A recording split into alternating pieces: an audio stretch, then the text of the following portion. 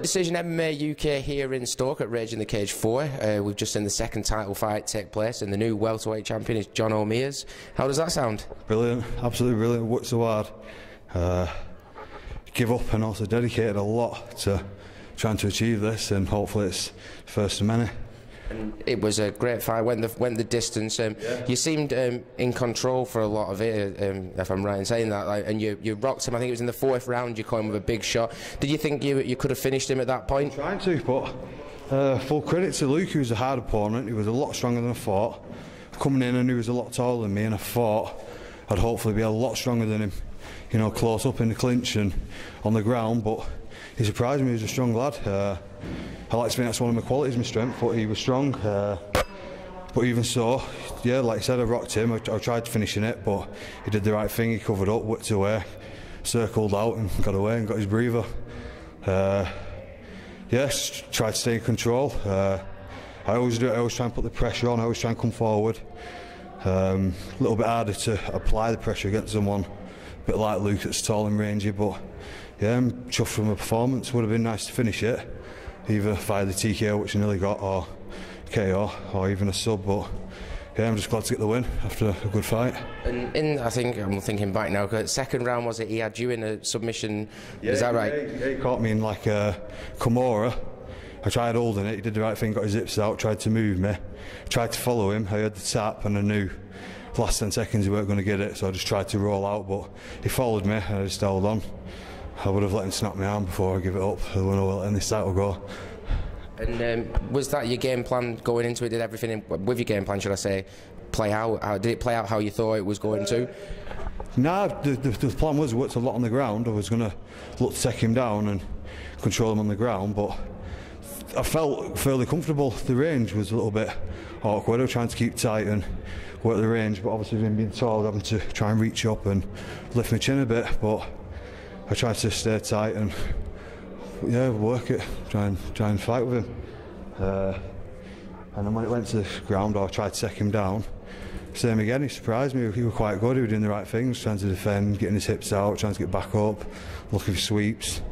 So I was having to kind of work on pressurising him down rather than posturing up and hitting my subs. But it's just the way it is. You got to go with the fight, haven't you? And you fought on this show. I think you fought on the last one as well. And decision over him. And how do you find the whole setup here, the show? Brilliant. I love the venue. Absolutely, I love it. All my friends and family, they love the way. Obviously, it's got the tier around the top. And yeah, it's just a really good venue. And this is the last question before I let you go. I don't want to keep you all night. Martin Stapleton, he's got a cap on today, a flat little cap. What's that all about? Is it his new style? Yeah, it's the States. He has his own little fashion, the old man beard. And who's to argue? No one's going to say out to him, are they? No, well, he does pull it off. He pulls it off. Does he not try and get you all to dress like that, get him into that? Not at all. He's his own man. The only thing he does do is just whip us all in the gym to be good fighters, because obviously we're representing him, his gym, the rest of the coaches. And obviously he just wants the best out of us and the best representing the gym. And it is a fantastic facility there, you know, you're a great gym, like you say. I always say we're spoiled. We've got absolutely brilliant coaches. We've got obviously the head coaches, Martin Stapleton, Derek Cullen, judo coach Andy Aspinall, BJJ coach, Paul Webb, Muay Thai coach. Just got absolute handful of top coaches, David Hodgson, boxing coach. But yeah, we're just spoiled because we've got each different coach teaching each discipline. Then it's down to each individual fighter to mould their fight to themselves. So in my eyes, it's the best place to be. And to finish, is there anyone you want to give a shout out to or thank? Absolutely, massive thank you to Martin Stapleton, Derek Cullen, all the rest of the coaches, all my teammates, all my family, and basically everyone that's put up with me, more so my partner. I walked away from a well-paid job to be local so I could get into the gym and train. Went working for myself. It's been hard trying to get in and train and work.